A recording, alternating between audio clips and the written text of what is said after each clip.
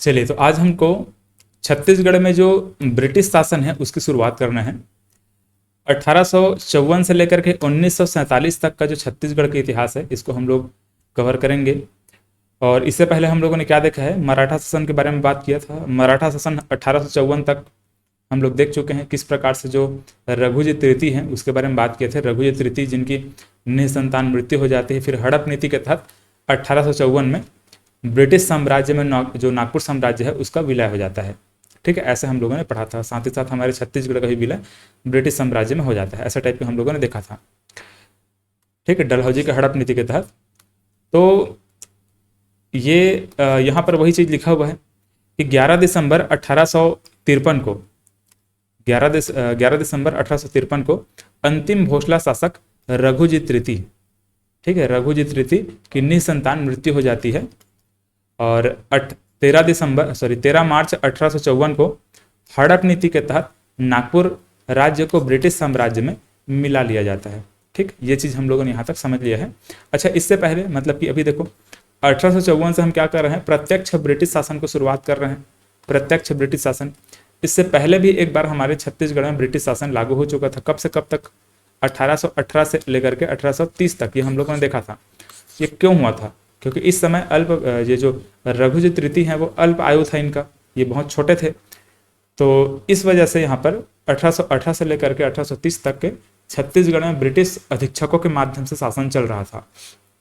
हम लोगों ने पढ़ा भी है, आप लोग में ट्रिक भी बताया था। A new Hunter Sandis will cry, ऐसे टाइप से मैंने ट्रिक आपको बताया था। एडमंड, जैसे ए न्यू हंटर था, एडमंड था, एगन्यू था, हंटर था, सैंडिस था। इस प्रकार से जो भी ब्रिटिश अधीक्षक थे उनका नाम मैंने आपको बताया हुआ था। किस प्रकार से जो ब्रिटिश अधीक्षक हमारे छत्तीसगढ़ में आकर शासन किए थे उसको हम लोगों ने देख लिया था। ठीक है, 6 ब्रिटिश अधीक्षक के माध्यम से इस समय छत्तीसगढ़ में शासन हुआ था। किसका? अंग्रेजों का। अब यहाँ पर ये जो हम अभी देखने वाले हैं ये प्रत्यक्ष ब्रिटिश शासन है। उस समय क्या थे, मराठों के अधीन रह करके ब्रिटिश शासन चल रहा था, ऐसे हम कहेंगे, क्योंकि वहाँ पर मराठों का ही शासन था। हालांकि जो रघुजी तृतीय हैं वो अल्प वयस्क हैं, अल्प आयु है, इसी वजह से यहाँ पर ब्रिटिशों ने शासन किया, ऐसा टाइप का। लेकिन यहाँ पर प्रत्यक्ष रूप से, ठीक है, प्रत्यक्ष रूप से ब्रिटिश शासन लागू यहाँ पर होगा। अब यहाँ पर मराठा शासन की समाप्ति होती है। मराठा शासन की समाप्ति होने के बाद ब्रिटिश शासन की शुरुआत ये हम लोग 1854 से हमारे छत्तीसगढ़ में 1847 तक इस प्रकार से अब यहाँ पर देखने वाले हैं। ठीक है, तो ये दो चीज आप लोग यहाँ पर समझ लीजिएगा, कैसे कैसे क्या क्या हुआ था उसको। चलिए, तो अब यहाँ पर देखिए,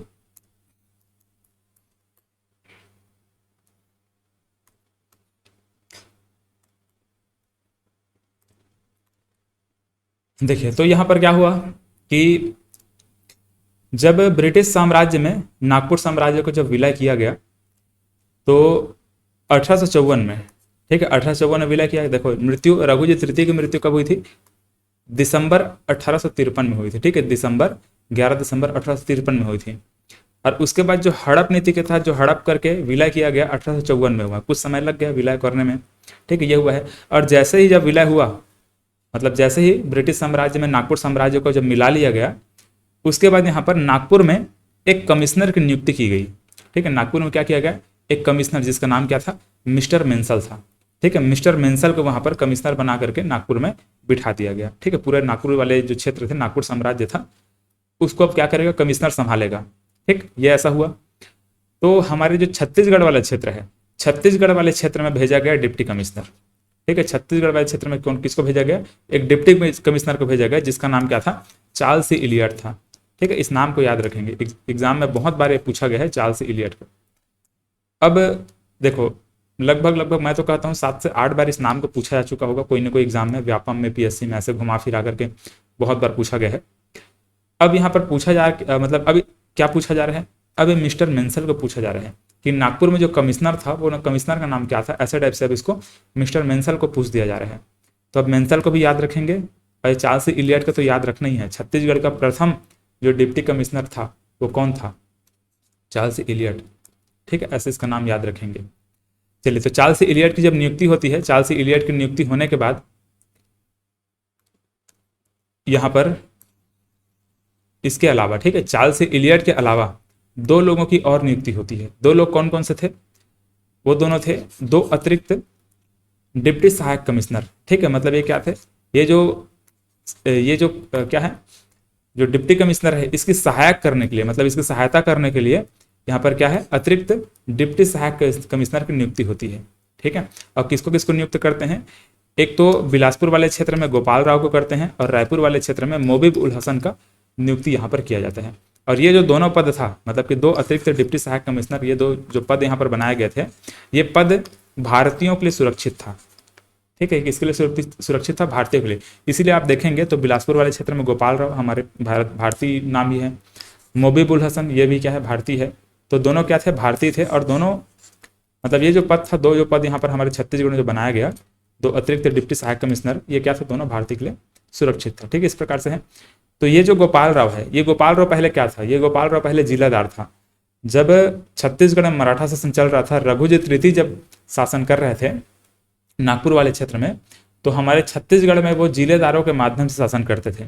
और अंतिम जो जिलेदार था वो यही गोपाल राव था, ठीक है, गोपाल राव।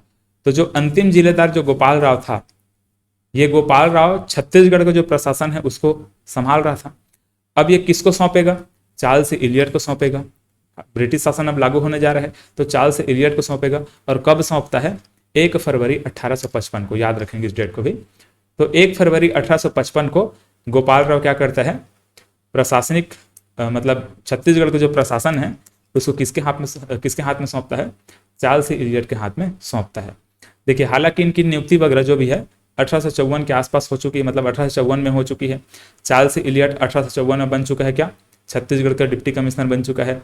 यहाँ पर गोपाल राव को भी सहायक डिप्टी कमिश्नर के रूप में नियुक्त कर दिया गया है, मोबिब उल हसन को भी बना दिया गया है। लेकिन यहाँ पर जो प्रशासन है उसको ये जो गोपाल राव है, छत्तीसगढ़ का प्रशासन कब सौंप रहा है? फरवरी में, है ना। मतलब कि देखा है तो ये जस्ट 1855 की जो शुरुआत है, शुरुआती दौर है, मतलब फरवरी महीने में यहाँ पर सौंपा जा रहा है, ठीक है। तो ऐसा कुछ यहाँ पर हुआ। तो ये सभी डेट को याद रखेंगे। चलिए, तो ये कमिश्नर को देख लिए, चार्ल्स इलियट डिप्टी कमिश्नर को देख लिए। अब छत्तीसगढ़ के ये जो बिलासपुर और रायपुर वाला क्षेत्र है, यहाँ पर जो सहायक डिप्टी कमिश्नर की नियुक्ति की गई थी उसको भी हम लोगों ने देख लिया। प्रशासन कब सौंपा गया था वो भी हमको समझ में आ गया। 1 फरवरी 1855 को जो गोपाल राव है, अंतिम जो जिलेदार हैं, उन्होंने प्रशासन किसको सौंप दिया? चार्ल्स इलियट को सौंप दिया। अब देखिए, जैसे ही चार्ल्स इलियट के हाथ में प्रशासन आता है छत्तीसगढ़ का, उसके बाद तो क्या करते हैं, छत्तीसगढ़ में अब अपने तरीके से जो भी नियम कानून है वो सब लागू करेंगे और प्रशासनिक कुछ न कुछ चेंजेस वगैरह करेंगे वो। तो सबसे पहले क्या करते हैं? तहसीलदारी व्यवस्था की शुरुआत करते हैं। तहसीलदारी व्यवस्था की शुरुआत करते हैं ये, और इसमें रायपुर, धमतरी और रतनपुर 3 क्षेत्र हैं जिसको तहसील बना करके ये शासन करना प्रारंभ करते हैं। तो देखो, यहाँ पर एक रतनपुर वाला क्षेत्र, इधर रायपुर वाला क्षेत्र, इधर रायपुर वाला क्षेत्र, और उसके नीचे धमतरी वाला क्षेत्र, ये ऐसे, ठीक है। तो ये 3 क्षेत्र को पहले तहसील बनाते हैं। ये तीनों क्षेत्र कब बनाया था तहसील? 1854 में। 1854 में तीनों क्षेत्रों को तहसील बनाकर क्या करते हैं? शासन करना, प्रशासन को मतलब इस तरीके से शासन करना शुरू करते हैं। अब इसके बाद 1857 में और 2 तहसील बनता है, ठीक है, और 2 तहसील बनाया जाता है। एक तो बनता है नवागढ़, ये वाले क्षेत्र में, है ना। इन्हीं में से कुछ क्षेत्र को मिलाकर इस प्रकार से नवागढ़ बनाया गया, और नीचे वाले क्षेत्र में से दुर्ग को बनाया गया। तो 1857 में यहाँ पर नवागढ़, ठीक है, नवागढ़ और दुर्ग, इस प्रकार से 2 यहाँ पर और तहसील बनाए गए, ठीक है। 3 तहसील यहाँ पर कौन कौन सा? एक तो रतनपुर था, है ना, रतनपुर, एक तो रायपुर था, और यहाँ पर एक धमतरी था। तो ये 3 जो धमतरी मतलब ये है, ये 1854 में बनाए गए थे, और यहाँ पर 2 तहसील और कब बनाया गया? 1857 को बनाया गया, ठीक है। फिर उसके बाद और भी तहसील बनते हैं, लेकिन अभी यहाँ तक हमको समझना है। इसके आगे की चीज़ों को मैं, जैसे कि अभी संभाग बना दिया जाएगा, है ना, तो संभाग बना दिया जाएगा, उसके बाद जिला बना दिया जाएगा, तो उसको आगे हम लोग ऐसा समझेंगे। लेकिन फिलहाल तहसील को आप इतना याद रखेंगे। इस प्रकार से तहसील का निर्माण पहले यहाँ पर किया जाता है। इसके अलावा हम लोग और क्या जानते हैं? ताहूदारी प्रथा भी चल रही थी यहाँ पर, ठीक है, ताहूदारी व्यवस्था भी चल रही थी। और ताहूदारी व्यवस्था को मैंने आपको मराठा शासन जब मैं पढ़ा रहा था तो वहाँ पर भी मैं बताया था, ठीक है। तो ताहूदारी को यहाँ पर समझना, ठीक है, क्या होता है उसको। अच्छा, उससे पहले देखिए क्या बोल रहे हैं। तहसील के नीचे परगने होते थे, जिसका प्रमुख नायब तहसीलदार, ठीक है, ये नायब रहेगा, नायक नहीं रहेगा, नायब तहसीलदार होता था, है ना, नायब तहसीलदार होता था। तहसीलदार का पद भारतीयों के लिए सुरक्षित रखा जाता था, ठीक है, भारतीयों के लिए सुरक्षित रहता था। तो ये जो तहसील हम लोगों ने बनाया है ना, इन तहसील के अंदर, ठीक है, तहसील के नीचे क्या होता था, तहसील के नीचे परगना होता था। जैसे यहाँ पर मान के चलिए इस प्रकार से ये रायपुर तहसील है, ठीक है, इस प्रकार से ये रायपुर तहसील मानकर चलिए, ठीक है, ये ऐसे रायपुर तहसील है। तो तहसील के नीचे क्या होता था, परगना होता था, ऐसे ऐसे परगने होते थे। इसके अंदर क्या होते थे, परगने होते थे।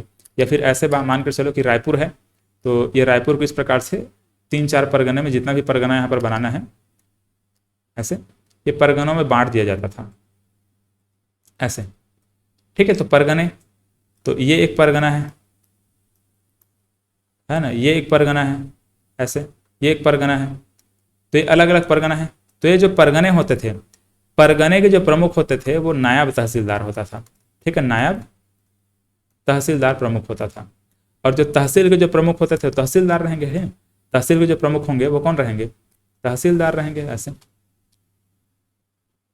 ऐसा टाइप का।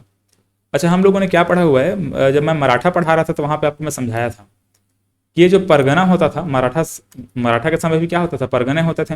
बल्कि हम लोगों ने क्या देखा था, मराठा साम्राज्य में पढ़ा रहा था तो विट्ठल राव में आपको पढ़ाया था, ठीक है, जो सूबा शासन था, सूबा शासन में एक विट्ठल राव दिनकर था। तो विट्ठल राव के समय 27 परगने बनाए गए थे। जब व्यंकोजी भोसले ने जो छत्तीसगढ़ में सूबा शासन प्रारंभ किया था तो विट्ठल राव दिनकर ने 27 परगने गठन किए गए थे, ऐसा मैंने आपको समझाया हुआ था। उसके बाद और क्या हुआ था कि फिर जब ब्रिटिश अधीक्षक आकर के शासन किया, ब्रिटिश सुपरिटेंडेंट जब आकर शासन किए, तो जहाँ तक सैंडिस या फिर एगन्यू, ये दोनों में से कोई एक है जिन्होंने परगनों को 27 परगनों को सीमित करके 9 परगना कर दिया था, ठीक है, ऐसा टाइप का मैंने समझाया हुआ था, जाकर के देखिएगा उसको। तो जो परगने होते थे वो अंग्रेज के समय भी और मराठों के समय भी, मराठों ने शुरू किया था और यहाँ पर अंग्रेज भी हैं, तो अंग्रेजों के समय भी क्या है, परगना पद्धति लागू है। लेकिन परगना पद्धति में चेंजेस क्या हुआ, मराठों के समय जो परगने का प्रमुख होता था उसको कमाविसदार बोलते थे, जबकि अंग्रेजों के समय जो परगने का प्रमुख है उसको नायब तहसीलदार कहा जा रहा है, ठीक है, नायब तहसीलदार इसको कहा जा रहा है। तो यही दोनों में चेंजेस है, बाकी ऐसा कुछ वहाँ पर परिवर्तन नहीं किया गया था, ठीक है। परगने अभी भी हैं, परगने पहले भी थे, ठीक है। तो ये हम लोगों ने समझा, तहसील होते थे, तहसील के नीचे क्या होता था, परगना होता था, परगने के प्रमुख नायब तहसीलदार करता था, तहसील के जो प्रमुख होता था उसको क्या कहते थे, तहसीलदार कहते थे, ठीक है। और यहाँ पर तहसील कितना बनाया गया है, तहसील यहाँ पर टोटल, यहाँ अभी ये 5 तहसील शुरू में बनाया गया, ठीक है। 1857 तक क्या हुआ था, 5 तहसील का निर्माण हुआ था। चलिए अब इसके बाद देखिए, ताहुतदारी व्यवस्था भी मैं आपको समझा चुका हूँ। ताहुतदारी मैं मराठा पढ़ा रहा था तो वहां पर मैं आपको ताहुतदारी समझाया था, लेकिन फिर भी यहाँ पर समझिए, ताहुतदारी ऐसा जमीन होता था, जैसे कि बहुत सारे क्षेत्र ऐसा होता था, बंजर भूमि, बंजर ऊसर त्याज्य वाली जो भूमि होती थी, जहाँ पर वो किसी काम का नहीं रहता था, तो वैसे क्षेत्र को 5 सालों के लिए, लगभग 4 से 5 सालों के लिए स्थानीय लोगों को खेती करने के लिए दे दिया जाता था। और स्थानीय लोग लगभग 4-5 साल तक उससे खेती करते थे। वो जमीन उपजाऊ जैसे ही बनता था, जमीन जब उपजाऊ बन जाता था, उसके बाद अंग्रेज पुनः उन जमीन को वापस लेकर के उसको फिर उनका बोली लगा करके उसको उस क्षेत्र को जो भी जमींदार है उनको दिया करते थे। तो ऐसे टाइप के जो होता था, ऐसे जो क्षेत्र होते थे उसी को क्या बोलते थे, ताहुतदारी बोलते थे, ठीक है। तो ताहुतदारी व्यवस्था क्या चीज है, वैसे जमीन जो कि क्या होता था, बंजर ऊसर जमीन होते थे, उसको कुछ समय के लिए लोगों को, मतलब जो स्थानीय लोग होते थे उनको दिया जाता था, ठीक है, खेती करने के लिए, जमीन को उपजाऊ बनाने के लिए, ऐसा टाइप का है। एक मैंने आपको तालुकदारी भी बताया था। तालुकदारी क्या होता था, तालुकदारी जो व्यवस्था था वो क्या था, तो तालुकदारी में उपजाऊ भूमि को शामिल किया जाता था। जैसे भी जो उपजाऊ जमीन जो होता था, जहाँ पर लोग खेती करते थे, तो वैसे जमीनों को बोली लगा करके सबसे अधिक बोली लगाने वाले जो जमींदार होते थे उनको दिया जाता था। सबसे अधिक जो बोली लगा दिया जाता था, जो लगाते थे, उनको एक निश्चित समय के लिए उस जमीन को दिया जाता था। अब वहां पर फिर जो भी जमींदार है, मान चलो जिस भी जमींदार ने उसका सबसे अधिक बोली लगाकर उस जमीन को वहां पर ले लिया एक निश्चित समय के लिए, और फिर अपने तरीके से वहां पर जो भी खेती वेती करा करके वहां पर जो भी टैक्स वगैरह है उसको अंग्रेजों को दिया करते थे, ऐसा टाइप का होता था। तो ताहुतदारी को ध्यान में रखिएगा। देखो, तो ताहुतदारी जो व्यवस्था है, ताहुतदारी एक हम लोगों ने सैंडिस के समय पढ़ा था। सैंडिस ने यहाँ पर लोरमी और तरेंगा 2 ताहुतदारी का निर्माण किया था, ठीक है। 26 में, मतलब 1826 में सैंडिस ने लोरमी को और 1828 में तरेंगा, ये 2 क्षेत्र को ताहुतदारी व्यवस्था के माध्यम से वहां पर शुरू किया। मराठा जब हम लोग देख रहे थे तो रघुजी तृतीय थे। इन्होंने भी 2 ताहुतदारी व्यवस्था वहां पर शुरू किया, मतलब 2 ताहुतदारी वाले क्षेत्र लागू किया। एक 1843 में सिरपुर वाले क्षेत्र में, और एक लवन 1848 में। ठीक है, लवन को बलौदा बाजार में है लवन, सिरपुर कहाँ है? सिरपुर है आपका महासमुंद जिला में। ठीक है, इसका देखिए चार्ल्स इलियट। चार्ल्स इलियट जब आए, अब 1854 के बाद यहाँ पर जब मराठा साम्राज्य समाप्त हो गया, मतलब मराठों के बाद यहाँ पर जब अंग्रेज हम लोग जब पढ़ना शुरू कर दिए हैं, तो जो चार्ल्स इलियट है पहला डिप्टी कमिश्नर, अभी जो हम लोग देखें वही चार्ल्स इलियट जब आते हैं, तो ये संजारी, खल्लारी और सिंहावा, ये 3 क्षेत्र को ताहुतदारी व्यवस्था यहाँ पर चालू करता है। 3 क्षेत्र में ताहुतदारी व्यवस्था चालू करते हैं 1858 को। ठीक, ये ऐसा हुआ। तो ताहुतदारी व्यवस्था को अलग से याद रखेगा। अलग से क्यों याद रखना? क्योंकि बहुत सारे क्षेत्र ऐसे होते थे जो क्षेत्र बंजर पड़ रहता था, ऊसर भूमि होता था, उन क्षेत्रों को स्थानीय लोगों को देख करके उसको उपजाऊ बनाने का जो भी प्रोसेस था, वही यहाँ पर ताहुतदारी व्यवस्था के नाम से जाना जा रहा है। ठीक है, तो इसको आपको अलग रखना है ना। चलिए, तो इस प्रकार से ये हुआ। तो तहसीलदारी व्यवस्था जब हम लोग पढ़े, तहसीलदारी व्यवस्था के माध्यम से, तहसीलदारी व्यवस्था के बाद अब हम लोग यहाँ पर जिलेदारी व्यवस्था शुरू करने वाले हैं, क्योंकि अब छत्तीसगढ़ में जिले का निर्माण होगा। छत्तीसगढ़ में क्या होगा? जिले का निर्माण किया जाएगा। देखो, अब 2 नवंबर 1861 को, ठीक है, 2 नवंबर 1861 को मध्य प्रांत का गठन होता है। ठीक है, क्या होता है? मध्य प्रांत का गठन होता है। नागपुर वाला क्षेत्र, छत्तीसगढ़ वाला क्षेत्र और कुछ कुछ क्षेत्र को मिलाकर क्या करते हैं, एक मध्य प्रांत का वहां पर गठन किया जाता है। ठीक, अंग्रेज गठन करते हैं मध्य प्रांत का। और मध्य प्रांत का गठन करने के बाद छत्तीसगढ़ वाले क्षेत्र में 3 जिलों का निर्माण होता है। ठीक, कौन कौन से जिला है? एक रायपुर है, एक बिलासपुर है, एक संबलपुर है। अच्छा, एक चीज आप ध्यान में रखेंगे ना, जैसे कि मैंने आपको यहां पर ये क्या बताया है, छत्तीसगढ़ में तहसीलदारी व्यवस्था मैंने बताया है। मैं सिर्फ इतने ही क्षेत्र को मैं लेकर के मैं शामिल किया हूं, इतने ही क्षेत्र के बारे में आपसे बात किया हूं। बाकी मैंने इधर का क्षेत्र और इधर का क्षेत्र में क्यों शामिल नहीं किया? इसलिए शामिल नहीं किया हूं क्योंकि देखो, पहली बात तो सरगुजा संभाग को तो शामिल करना ही नहीं है अभी, क्योंकि 1905 जब आएगा, जब बंगाल का विभाजन होगा, उसके बाद ये सरगुजा संभाग हमारे छत्तीसगढ़ में इस प्रकार से आकर के जुड़ता है। इसलिए अभी सरगुजा संभाग का तो नाम ही नहीं लेना है। सरगुजा संभाग इस समय तक हमारे छत्तीसगढ़ का हिस्सा था ही नहीं। ठीक है, और दूसरा चीज, यहाँ पर बस्तर वाला क्षेत्र और इधर कवर्धा वाला क्षेत्र, इधर सब रियासत थे। इधर रायगढ़ वाले क्षेत्र में भी रियासत थे, सारंगढ़ के रियासत थे, शक्ति के रियासत थे। तो ये बहुत सारे रियासत भी थे, इस प्रकार से छोटे छोटे रियासत हैं। बस्तर में यहाँ पर काकतीय वंश के रियासत हैं। तो जो रियासत थे वो रियासत तो अलग ही है, मानकर चलिए रियासत तो है, हालांकि अंग्रेजों के अधीन वो भी हैं, अंग्रेजों के अंडर ही रह करके शासन करेंगे वो लोग, लेकिन वो अपने ये जैसे कि ये वाला क्षेत्र को जिला बना करके जिलेदारों के माध्यम से, कमाविजदार के माध्यम से परगना में बांट करके अलग अलग तरीके से अंग्रेज वहां पर शासन कर रहे हैं। लेकिन यहाँ पर जो रियासती वाला क्षेत्र है वहां पर राजा महाराजा का अभी भी शासन चल रहा है। हालांकि राजा महाराजा क्या कर रहे हैं, अंग्रेजों के अधीन है, अंग्रेजों के अधीन रह करके शासन करना पड़ रहा है उनको। चलिए, तो छत्तीसगढ़ में यहाँ पर क्या किया जा रहा है 1861 में, एक तो मध्य प्रांत का जब गठन हुआ तो मध्य प्रांत में हमारा छत्तीसगढ़ शामिल था। मध्य प्रांत में क्या था, हमारा छत्तीसगढ़ शामिल था। और छत्तीसगढ़ में 3 जिले बनाए गए। छत्तीसगढ़ के अलावा और भी वो मध्य प्रांत के अंतर्गत जो भी और रहे होंगे और भी क्षेत्र, वहां पर भी जिले निर्माण किए गए होंगे। लेकिन हमारे छत्तीसगढ़ में ध्यान देना है कि 3 जिले बनाए गए, रायपुर, बिलासपुर और संबलपुर। जिला निर्माण का जो घटनाक्रम है उसमें भी आपको मैं समझाता हूं कि रायपुर, बिलासपुर और संबलपुर जो जिले हैं, इनका निर्माण कब होता है, 1861 में होता है। फिर 1 साल बाद 1862 में 5 संभाग का गठन किया गया। ठीक है, मध्य प्रांत के अंतर्गत क्या किया गया, 5 ठो संभाग बनाया गया। 5 संभाग बनाया गया था, जिसमें एक संभाग हमारा छत्तीसगढ़ भी था। ठीक है, हमारा एक संभाग कौन सा था, हमारा छत्तीसगढ़ था। और ये जो छत्तीसगढ़ संभाग बना था, इसका मुख्यालय रायपुर था। ठीक है, इसका मुख्यालय क्या था, रायपुर था। इसको ध्यान में रखेंगे। मतलब हम ये कह सकते हैं कि जो रायपुर संभाग है वो कब बना है, वो 1862 में बना है। रायपुर संभाग कब बना, 1862 में बना, ये कहेंगे। रायपुर जिला कब बना, 1861 में रायपुर जिला बना है। ध्यान में रखेंगे, रायपुर जिला कब बन गया था, 1861 में, जबकि रायपुर संभाग कब बना है, 1862 में। ठीक है, दोनों में अंतर है ना, ध्यान में रखेंगे। इसमें कंफ्यूजन बहुत ज्यादा हो सकता है आप लोगों को, लेकिन ऐसा ही आपको याद रखना पड़ेगा, क्योंकि छत्तीसगढ़ को जब संभाग का दर्जा दिया गया है, छत्तीसगढ़ को संभाग का दर्जा दिया गया कब, 1862 में। और जो संभाग का मुख्यालय कौन सा था, रायपुर था। इसीलिए हम रायपुर संभाग बना है कब बोलेंगे, 1862 में बोलेंगे।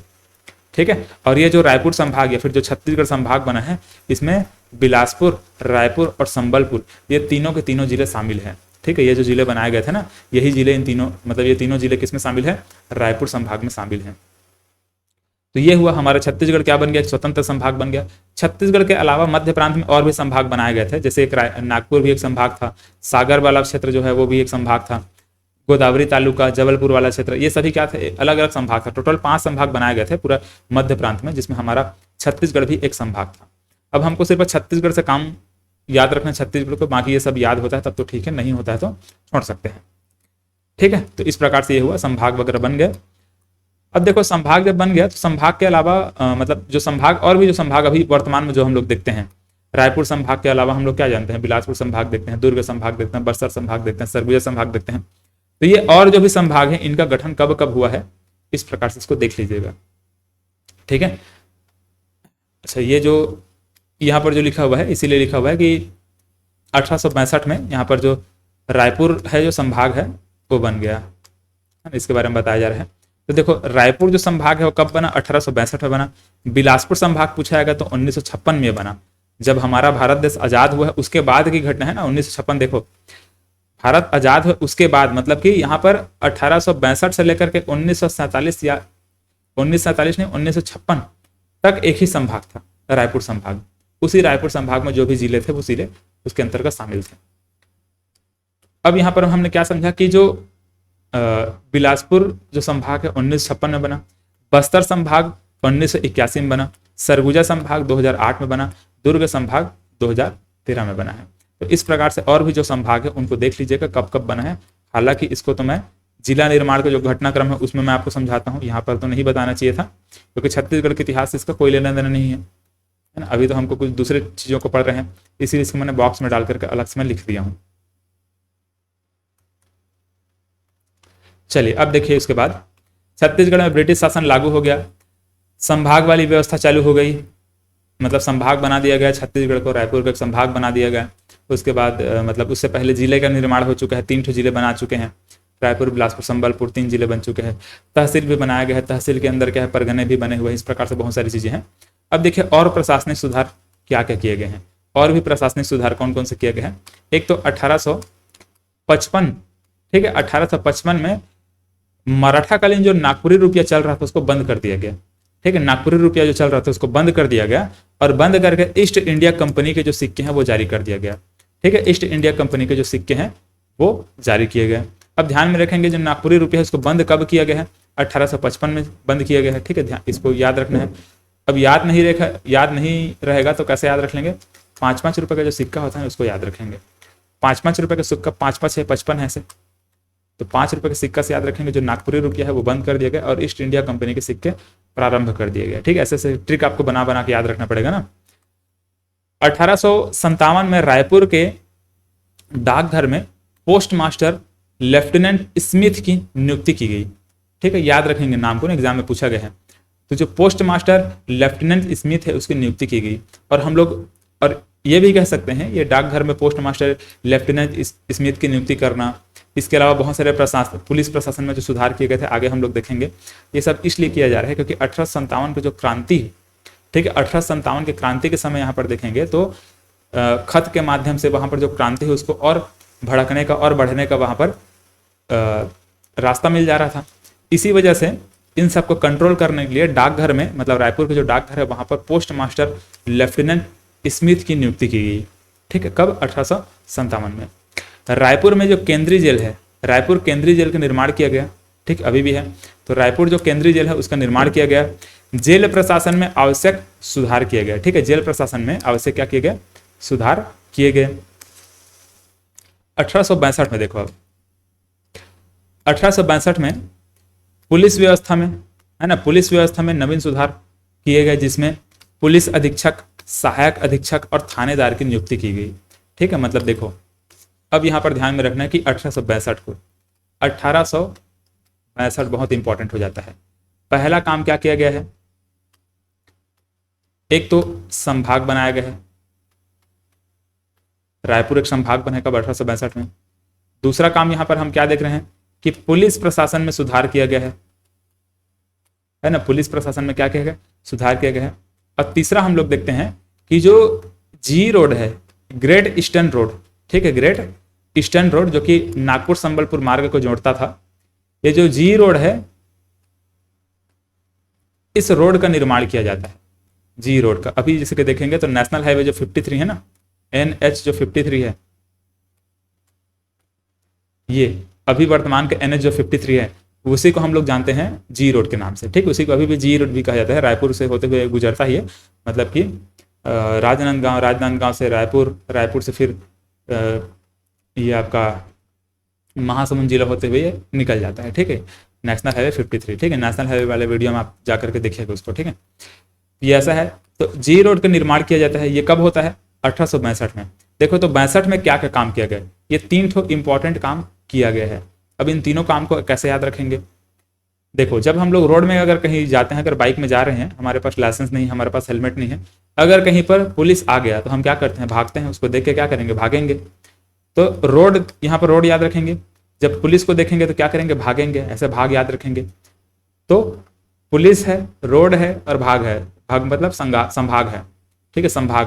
तो तीनों को रिलेट करके याद रखेंगे। 1862 में क्या ये 3 काम हुआ था? संभाग, पुलिस प्रशासन में सुधार, और ये जो SP DSP वगैरह की जो नियुक्ति है, मतलब पुलिस अधीक्षक है, सहायक अधीक्षक है, थानेदार है, मतलब TI है, इन सब की नियुक्ति की जाती है, ठीक, 1862 में। इसके बाद याद रखेंगे 27 नवंबर 1888 को प्रदेश में सर्वप्रथम रेल का संचालन हुआ, ठीक है। मतलब छत्तीसगढ़ राज्य में सबसे पहले क्या हुआ? रेल का संचालन हुआ। कब हुआ है? 1/8/8, मतलब कि 1888 में। अब आप इसको याद रखने के लिए कुछ ऐसा याद रखेंगे, ठीक है। देखो, इसको आप लोग रेल जैसा इमेजिन करिए, है ना। ट्रेन जैसा दिख रहा है कि नहीं दिख रहा है? ये छोटा छोटा उसको मैं नीचे बनाया, वो पहिया है, ये इसका बोगी है, याद रखेंगे, ठीक है। ये इसका इंजन है, एक जो लिखा हो गया है उसका इंजन है, बाकी ये इसका क्या है? इसका कोच है, और ये इसका पहिया है। ऐसे एक ट्रेन जैसे दिखाई दे रहा है ना, ट्रेन चल रहा है वैसे दिखाई दे रहा है ना। तो ऐसे याद रखेंगे इसको, मतलब कि 1/8/8 मतलब 1888 में क्या हुआ है? छत्तीसगढ़ में सबसे पहले रेल का संचालन हुआ है।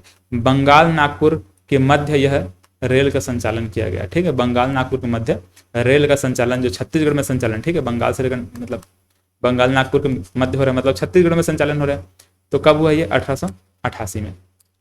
चलिए, तो इस प्रकार से ये ब्रिटिश शासन जब हमारे छत्तीसगढ़ में शुरू हुआ, ठीक है, ब्रिटिश शासन जब शुरू हुआ, तो ये इतनी सारी चीज़ों का सुधार या फिर इतने सारी चीज़ों का निर्माण वगैरह जो भी चीज़ें हैं, ये सब हुआ है। चलिए, तो हम लोगों ने क्या क्या समझा? अब यहाँ पर क्वेश्चन देखने वाले हैं, क्वेश्चन के माध्यम से हम लोग समझेंगे क्या क्या हुआ था। एक बार यहाँ पर देख लीजिए क्या क्या समझा। चार्ल्स एलियट को ब्रिटिश मतलब ये डिप्टी कमिश्नर नियुक्त किया गया है। कमिश्नर नियुक्त किया गया नागपुर में किसको? मिस्टर मिंसल को। 2 सहायक डिप्टी कमिश्नर यहाँ पर गोपाल राव और मोबिब उल हसन को नियुक्त किया गया, ठीक है। अतिरिक्त सहायक डिप्टी कमिश्नर हमारे छत्तीसगढ़ में, दोनों भारतीय पुलिस मतलब क्या था? सुरक्षित था। तहसीलदारी व्यवस्था प्रारंभ की गई। 3 तहसील रायपुर मतलब ये रतनपुर, रायपुर और धमतरी, ये 3 तहसील बनाया गया 1854 में। फिर यहाँ पर नवागढ़ दुर्ग को बनाया गया 1857 में, ठीक है। इसके बाद यहाँ पर देखते हैं ताहूदारी व्यवस्था वगैरह हम लोग देखते हैं। ताहूदारी व्यवस्था मतलब ताहूदारी और निर्माण करते हैं। चार्ल्स एलियट क्या करते हैं? 2-3 ताहूदारी 1854 में और बना दिया जाता है। पहले से यहाँ पर इतना बना हुआ था, है ना, 4 बने हुए थे और 3 और बना दिए गए। फिर 61 में क्या होता है? 3 जिले का गठन होता है, रायपुर, बिलासपुर, संबलपुर। 62 में संभाग का गठन होता है, रायपुर संभाग का गठन होता है। और उसके बाद जो भी प्रशासनिक सुधार है यहाँ पर किया जाता है, ठीक है। 55 में नागपुरी रुपया को बंद करके कंपनी के सिक्का जारी किया गया। 62 में यहाँ पर संभाग बनाया गया है, पुलिस प्रशासन में सुधार किया गया है, जेई रोड का निर्माण किया गया है। और उसके बाद 88 में क्या हुआ है? सर्वप्रथम रेल का संचालन हुआ छत्तीसगढ़ में, ठीक है। तो इस प्रकार से सभी चीज़ें होती हैं। अब यहाँ पर क्वेश्चन को समझिए। देखिए, पहला क्वेश्चन क्या बोल रहा है?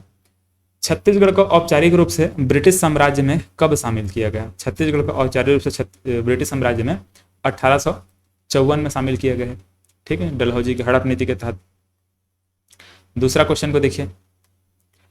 इस राज्य के ब्रिटिश साम्राज्य में विलय के पश्चात निम्नलिखित में से कहाँ का डिप्टी कमिश्नर नियुक्त किया गया? मतलब किसे, सॉरी कहाँ का नहीं है, किसे यहाँ का डिप्टी कमिश्नर नियुक्त किया गया, ये बोला जा रहा था। तो ये चार्ल्स एलियट हम लोगों ने देखा है, ठीक है। यहाँ का डिप्टी कमिश्नर किसको बनाया गया था? चार्ल्स एलियट को बनाया गया। ब्रिटिश साम्राज्य में विलय के पश्चात अंग्रेजों द्वारा छत्तीसगढ़ में निम्नलिखित में से कौन सी व्यवस्था प्रारंभ की गई? तो कौन सी व्यवस्था प्रारंभ की गई थी? तहसीलदारी व्यवस्था प्रारंभ की गई थी। मैंने आपको समझाया था ना कि 1854 में 3 तहसील बनाए गए, रायपुर, रतनपुर और धमतरी को। फिर 1857 में फिर से तहसील बनाए गए, ऐसे नवागढ़ और दुर्ग को तहसील बनाया गया। तो सबसे पहले क्या तहसीलदारी व्यवस्था चालू की गई। इसका देखिए, इस राज्य में ब्रिटिश साम्राज्य के प्रारंभिक चरण में किए गए कार्यों में असत्य कौन सा है? देखिए, भू राजस्व का 3 साल बंदोबस्त लागू किया गया। भू राजस्व का 3 साल बंदोबस्त मतलब जो भी है, ठीक है, आगे देखते हैं इसको। 1862 में छत्तीसगढ़ संभाग का गठन किया गया। ठीक है, ये तो सही है, ठीक है, ये सही है।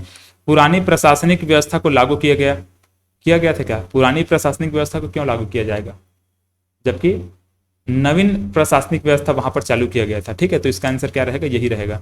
रायपुर और बिलासपुर को म्यूनिसिपल कमेटी का गठन किया गया। देखो, ये सब चीज़ों को नहीं पढ़े हैं, लेकिन ये सब चीज़ों को भी आपको याद रखना पड़ेगा ना। अब याद नहीं भी रखेंगे तो चलेगा, क्योंकि यहाँ पर ये वाला ऑप्शन को देख के हमको समझ में आ जा रहा है कि ये ऑप्शन क्या होगा? गलत होगा। असत्य कथन बोला गया था, तो असत्य यही रहेगा। अब बाकी ये जो भी चीज़ें हैं ना, ये सब चीज़ों को धीरे धीरे सब चीज़ों किया गया था। ये सब चीज़ें हुई है बाद में, लेकिन यहाँ पर जो आंसर हमारा क्या रहेगा? ये है। इसको देखिए, छत्तीसगढ़ में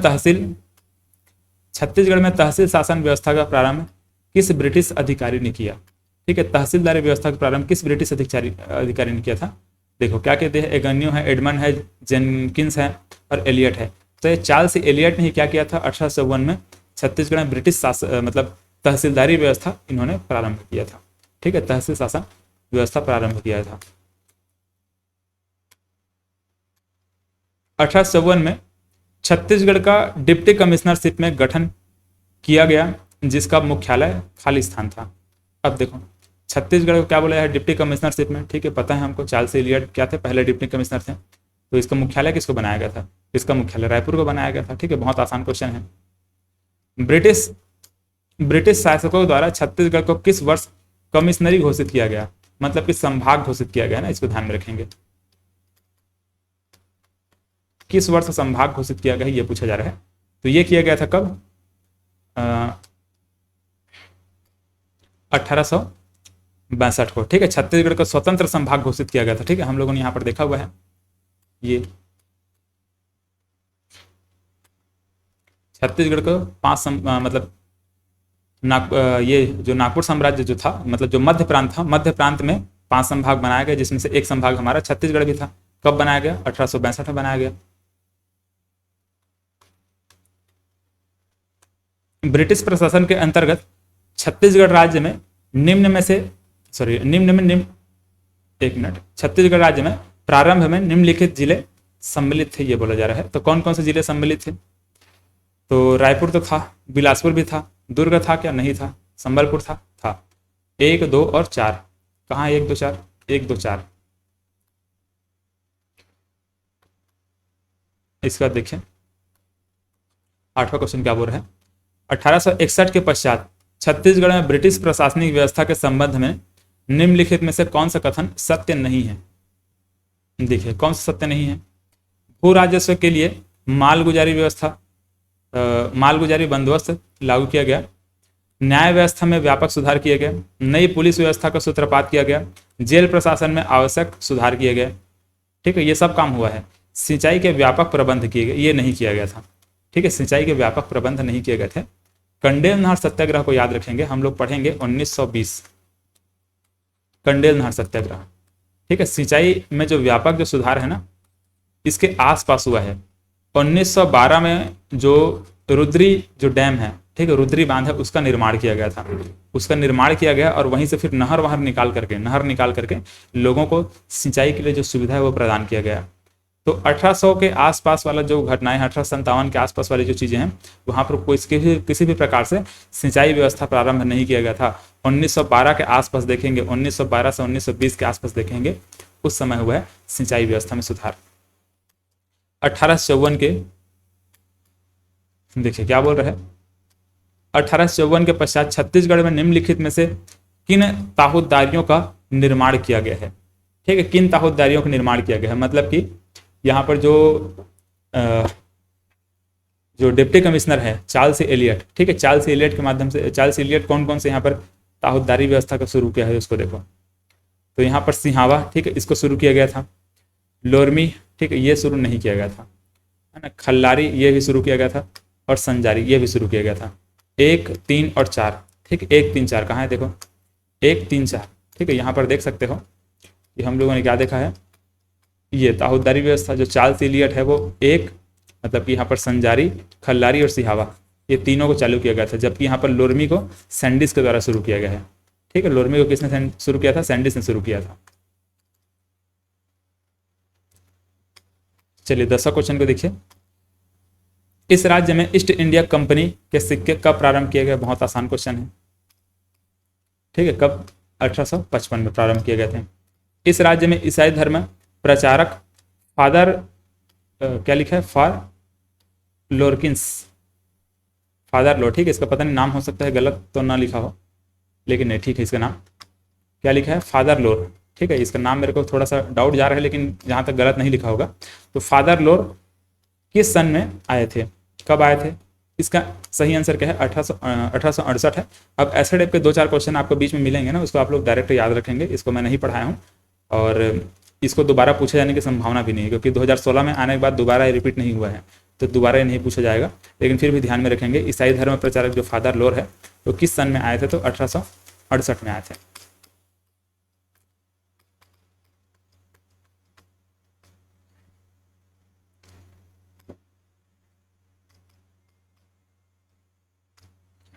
देखिए क्या बोला जा रहा है, विलय के पश्चात ब्रिटिश सरकार द्वारा छत्तीसगढ़ में निम्नलिखित सुधार किए गए थे। कौन कौन सुधार किए गए, दीवानी और फौजदारी न्यायालय व्यवस्था शुरू किया गया था, ठीक है, ये भी शुरू किया गया था, ठीक है, हालांकि नहीं बताया लेकिन याद रखेंगे इसको। और प्रत्येक जिले में जिला पुलिस अधीक्षक की नियुक्ति की गई थी, जिला पुलिस अधीक्षक की नियुक्ति की थी, ठीक है, ये पुलिस अधीक्षक की नियुक्ति तो की गई थी। रायपुर में केंद्रीय जेल का निर्माण किया गया था, ठीक है, ये भी किया गया था। रायपुर के डाकघर में पोस्ट मास्टर की पदस्थापना की गई थी, ये भी की गई थी। मतलब सही ऑप्शन क्या होगा इसका, सही होगा, ठीक है। सही आंसर क्या, मतलब सही ऑप्शन क्या है इसका, सही होगा। देखो इसको, ब्रिटिश शासनकाल में छत्तीसगढ़ में बरकंदाज किसे कहा जाता था। अब देखो ये ऐसा टाइप का भी क्वेश्चन, ये क्वेश्चन अब नया क्वेश्चन है, ठीक है, ऐसा टाइप क्वेश्चन नहीं पूछा गया था, लेकिन ये क्वेश्चन को देख लीजिए। तो बरकंदाज किसे कहा जाता था, तो इसको किसको कहते थे, सिपाही को कहते थे। पहले बरकंदाज किसके लिए उच्चारण होता था, सिपाही के लिए होता था।